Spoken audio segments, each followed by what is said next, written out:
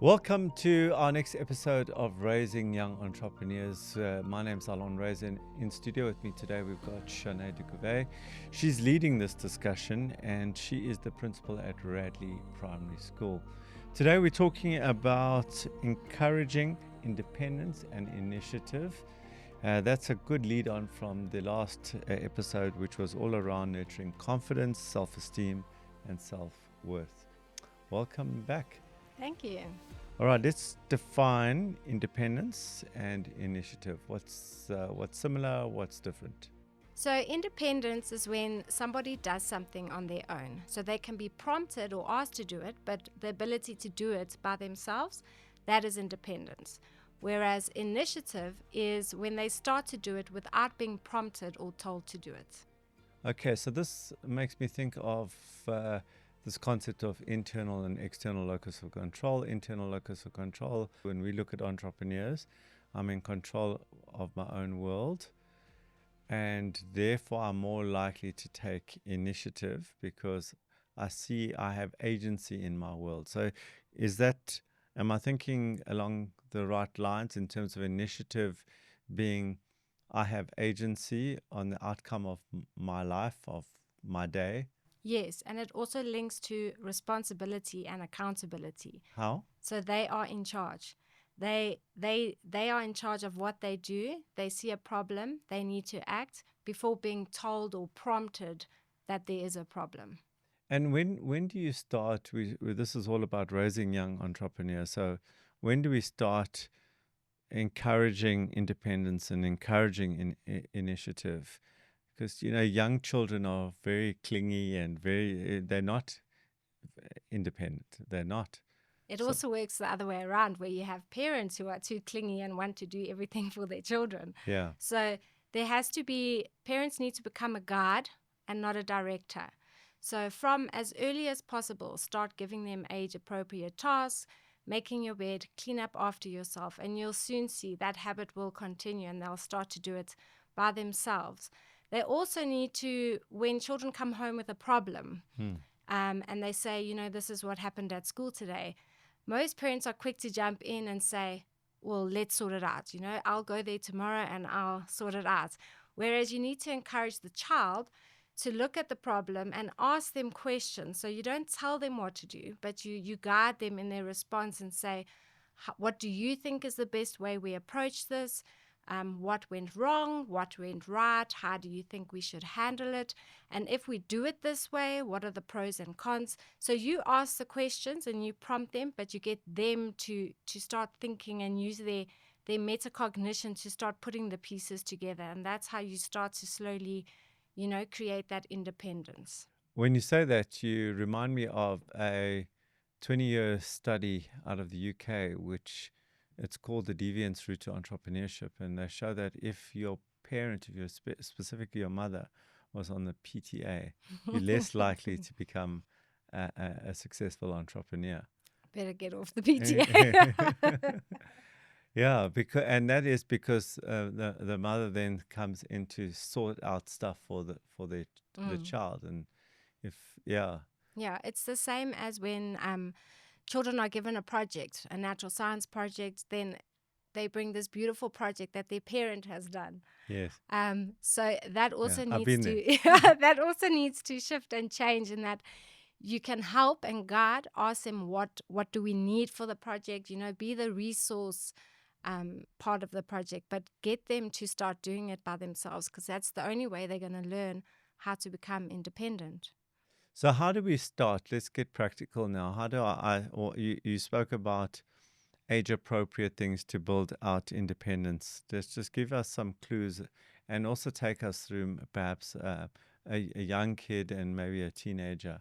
So obviously from as early as possible, bringing your bag in from the car. It's, those small things that will actually help you as a parent because you are already so overwhelmed.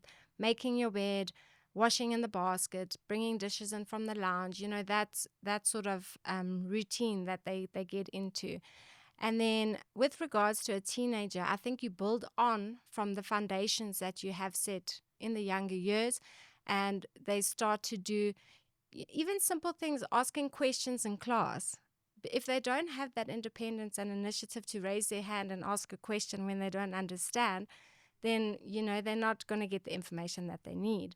So it's just continuously providing them with different opportunities, chores, tasks, like the tasks that they get from school, leaving the learning up to them. They need to do it. They need to take accountability. You can guide and say, let's put a study plan together, and you stick to it. If they don't do it, don't make it your problem. They're going to learn from their mistakes. So it's giving them those problems that they need to start to solve on their own. So initiative for me is a hard one, because at some level there's a sense of that it's innate, that nurture nature, that it's nature, not nurture, but there is a bit of both in there, so that we can create a child, which seems counterintuitive. We do things to create a child that's has more initiative, and that is by doing what? So that's where independence and initiative are linked. You have to get them to become more independent in order to develop that initiative. So them forgetting their lunch at home, they arrive at school, they've forgotten their lunch at home, and then mommy arrives to drop it off. That's not gonna teach them initiative. Initiative is waking up and saying, okay, my mom is not allowed to drop off my lunch at school, so I need to make sure that I pack it. So it's those kinds of things that will slowly develop the initiative. Okay. The more independence, the more initiative. They see problems before they happen, and then they find the solutions. I want to explore something a little bit more, which is a statement you made earlier about us being a guide, not a director. What do you mean by that?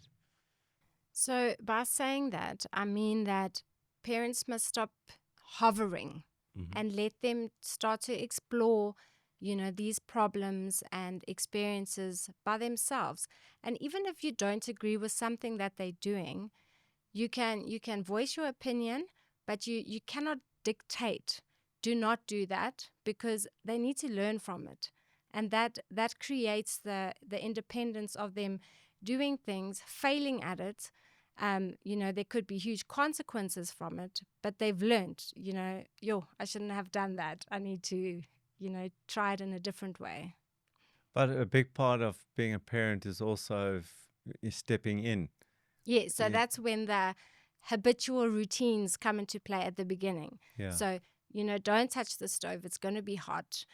You're setting those boundaries in a safe space where they can explore. But when it comes to them being a teenager and they're wanting to do something, you can guide them and give your opinion of what you believe is right or wrong, but they're going to land up doing it anyway. It's that thing saying, if you say don't do it, then they do the complete opposite. So you need to guide them and say, if you want to try it, I'm here, I'll be there for you. If you want to try this solution to a problem, this is how I feel, but if that's what you want to do, I'll be there to support you. And then when they fail, they'll, come to you and say, it failed, it didn't work, I need to try a different way. So it's just allowing them to make the mistakes and learn from them. Which is what entrepreneurship is all about. Exactly. Which is making those mistakes, getting up again, trying something different, and learning from that experience, that iteration, that iterative mindset. What did I learn from that, and getting up again? So that whole thing now about the confidence to stand up, I'm linking the previous podcast, which we spoke about confidence, is that when I make a mistake, I still need the confidence and the self-esteem to try again, because otherwise people will just stop, and they'll stop taking initiative if they don't have confidence. So that everything's linked together. Yes, and often as parents, we worry about our children, and we worry about the now. As parents, we don't think about the future and how it's going to affect our child going into the real world, going to varsity, starting a new job. We can't be there holding their hand during their journeys. They need to be able to be independent and manage on their own.